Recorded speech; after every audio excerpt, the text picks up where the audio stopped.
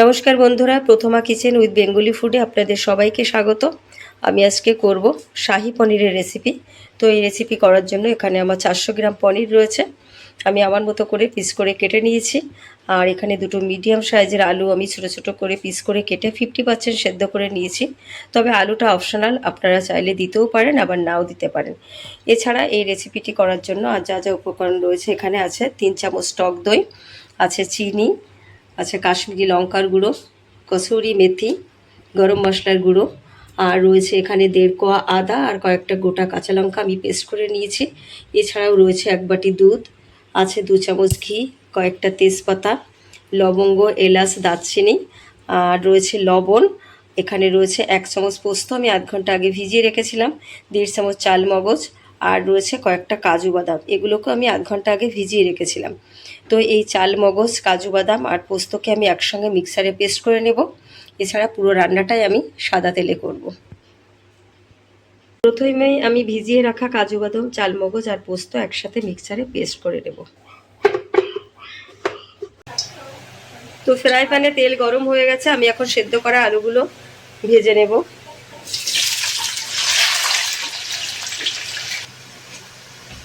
তো উল্টে পাল্টে আলুগুলো ভালো করে ভেজে নিয়েছি, এখন আমি তুলে নেব।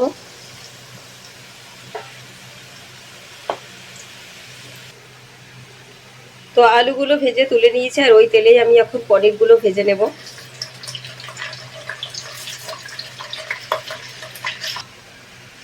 তো পনিরটাকে উল্টে পাল্টে হালকা করে ভেজে নিয়েছি, আর পনিরটাকে আমি এখন গরম জলে রাখবো। গরম জলে রাখলে পনিরটা নরম থাকবে। জলটা কিন্তু হালকা গরম। তো এখন তেলের ভিতর দিয়ে দেবো কয়েকটা তেজপাতা, আর দেব লবঙ্গ, এলাচ, দারচিনি, আর এখন দিয়ে দেবো আদা আর লঙ্কার পেস্ট। তো আদা আর লঙ্কার পেস্টটা দিয়ে একটু নেড়ে ছেড়ে নেব। তো 1-1.5 মিনিট মতো আমি নেড়ে ছেড়ে নিয়েছি, আর এখন দিয়ে দেবো চাল মগজ, কাজু বাদাম পেস্ট। তো চাল মগজ, কাজু বাদাম আর পোস্ত পেস্ট দিয়ে একটু নেড়ে ছেড়ে নিয়েছি। এখন দিয়ে দেবো সামান্য পরিমাণ কাশ্মীরি লঙ্কার গুঁড়ো, কালার আসার জন্য, স্বাদ মতো লবণ, 1 চামচ চিনি, আর দিয়ে দেবো 3 চামচ টক দই।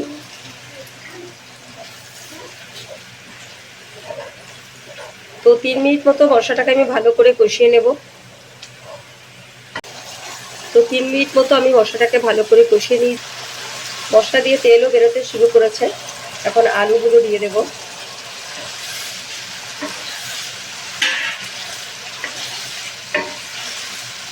আর দিয়ে দেব জলে ভিজিয়ে রাখা পনির। আমি ঈষদুষ্ণ গরম জলে পনিরগুলো ফ্রাই করে ভিজিয়ে রেখেছিলাম। তো কিছুক্ষণ আমি ভালো করে কষিয়ে নেব। আর পনিরটা এরকমভাবে গরম জলে ভিজিয়ে রাখলে পনিরটা খুব নরম থাকে। তো 3-4 মিনিট মতো ভালো করে কষিয়ে নিয়েছি। এখন দিয়ে দেবো 1 বাটি দুধ।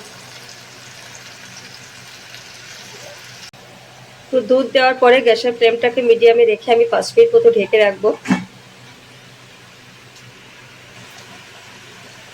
তো গ্যাসের ফ্লেমটাকে মিডিয়ামে রেখে আমি 5 মিনিট মতো ঢেকে রেখেছিলাম। ঢাকনা তুলে নিয়েছি। অনেকটাই কিন্তু মাখো মাখো হয়ে এসছে। এখন দিয়ে দেবো 1 চামচ ঘি,